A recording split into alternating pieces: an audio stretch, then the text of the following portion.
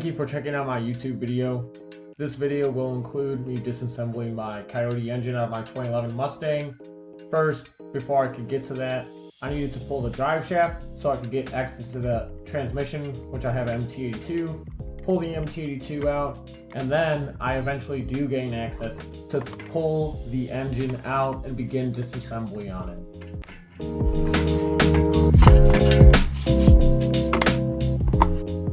Alright, so you can see I got the drive shaft out of the car. I just have my transmission cross member to disconnect, remove the transmission then. And then the bell housing bolts, they're still out of the motor, and the engine is basically ready to be pulled at that point.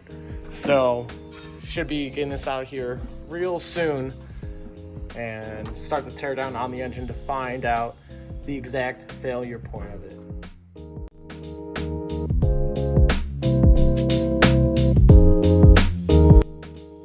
So I do begin to pull the motor at this point. I did have to drop the MT82 separate from the motor because I did not have access to do so with my current garage situation, because I don't have a lift and I don't have enough headroom in my garage, in my opinion, to do so with the car and the way it's oriented. So I did have to pull it out over the top and separate, but I did get on the engine stand, and then you can see I have the headers on it still. The headers, they do have poor fitment issues in my opinion, and they're JBA, which is why I got rid of them. This bitch is out. Now I got the engine onto the stand clearly. Before I got to that point, I did have to remove the clutch and flywheel while it was on the cherry picker. Now you can see I start to remove the timing cover to begin disassembly.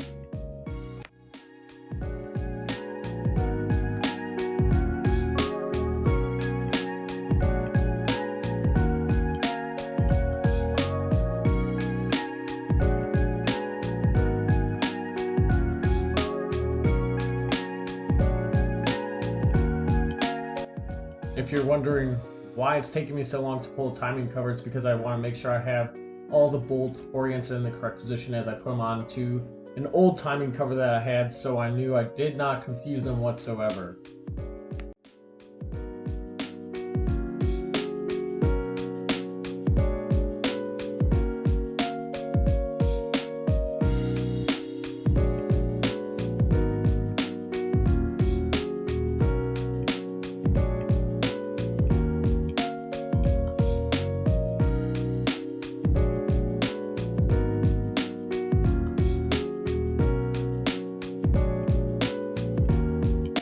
Before I could pull the timing cover, I did have to remove the lower balancer, which is pretty clear. This was a supercharged setup with a VMP Gen 2R on top with an 82mm pulley and a stock lower, which is approximately 10 pounds of boost. Now I begin to remove the head studs out of the engine and begin to pull the actual cylinder head off of the block.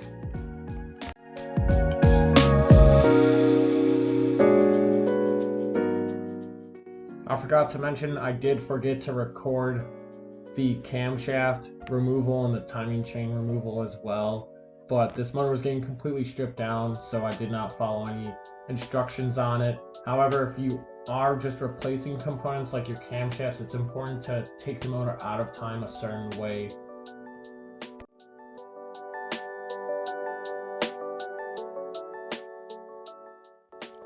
So I pulled the bank 1 cylinder head. There was no debris, but obviously with bank 2 I did find a piece of debris, which was a gasket or a rubbery O-ring type material. And then also I found metal flakes at the bottom of the oil pan and debris in the oil pickup tube, which did indicate bearing failure did happen on this motor, which is good. Rather than flinging a rod out, the bearings decided to sacrifice themselves instead. So this block is still good if I wanted to reuse it.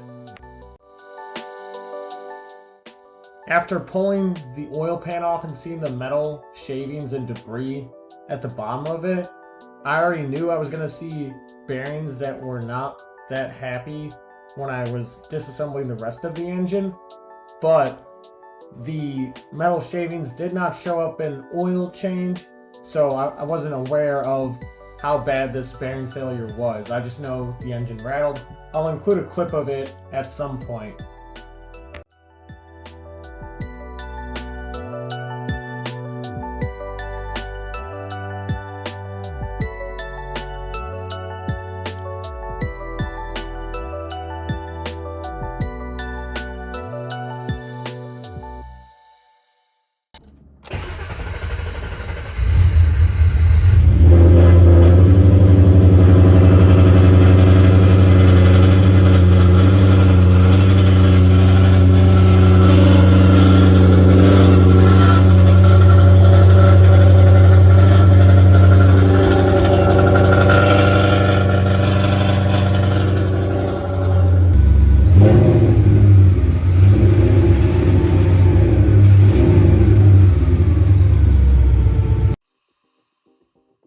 So that's how the car was acting before I tore it down, which led me to tear it down and find these problems with it.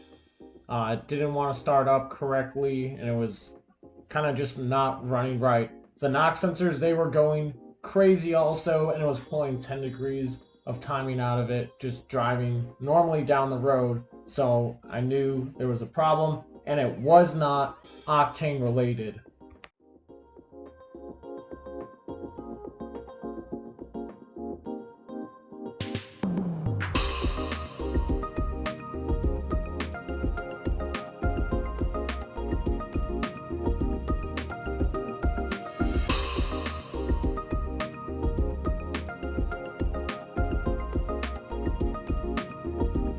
So at this point, I got all the pistons out. I'm going to have a little clip of it right here. Obviously, it's down to less than a short block at this point. And I have a more detailed video of the carnage later on. I want to show you this new tool I got from PQY for removing valves out of a Coyote cylinder head. And I'm going to show you how to use it. So it's pretty easy. It comes in assembly like this. And it just bolts up onto where your camshaft caps will go, and then you just run these down.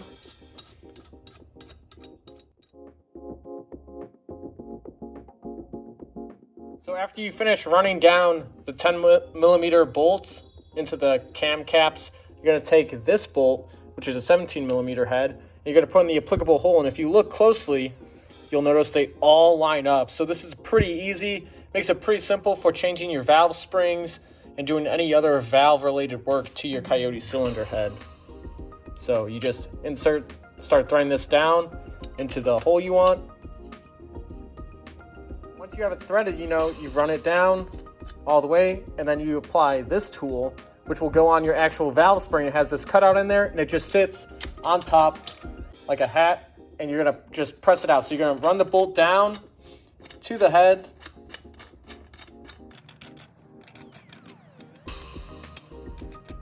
all right, so once you run it down, you can take a 17mm socket or combination wrench, whatever you choose, and then you're just gonna compress it until you see the olives come out, or the retainers, I guess.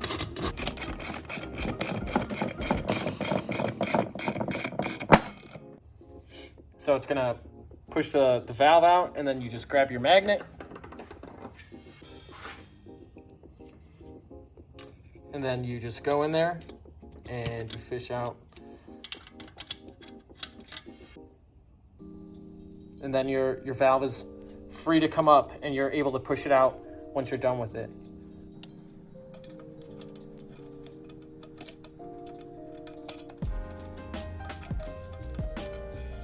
And just like that, you're able to disassemble the valve. All you gotta do is just back this out now, and then you can push out the valve by hand.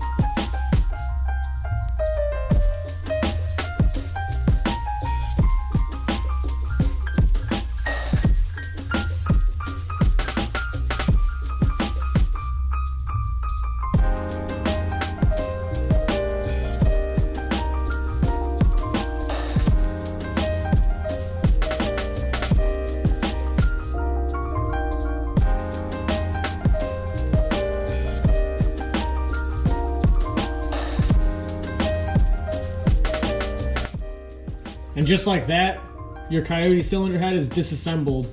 That took me about 30 minutes to disassemble all 16 valves, or yeah, 16 valves in the cylinder head.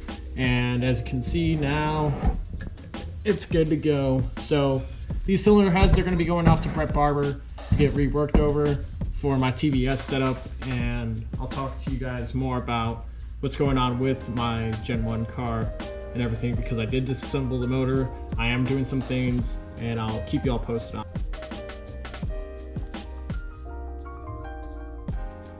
So obviously, you know, I got the motor stripped down all the way now, and the problem's pretty clear when I found debris in the oil pickup. So some of the crank journals are pretty good for the most part, but the main thing, the cylinder heads were also really good. Also, you didn't really see any burnt valves, was the bearings. So debris went through the oil system and it wiped out almost all my rod bearings. So obviously, you know, I gotta fix this, and this motor's gonna come back stronger. And I got a T56 coming for the car, also built by Ben Calmer. It's a T56 Magnum XL Stage 2, which has the carbon shift pads and the front oil pump to recirculate the fluid going to the front end of the transmission when under hard acceleration. So I look forward to all this coming together. It's still going to be a stick shift car, and I really hope to run a really good number with this car, because I got my VMP Gen 2R on there. I'm going to pulley down. I'm going to a 10 rib setup, and it's going to be an extremely competitive setup. So I look forward to putting everything back together and getting after it. Thank you for watching. Make sure to subscribe. Thank you.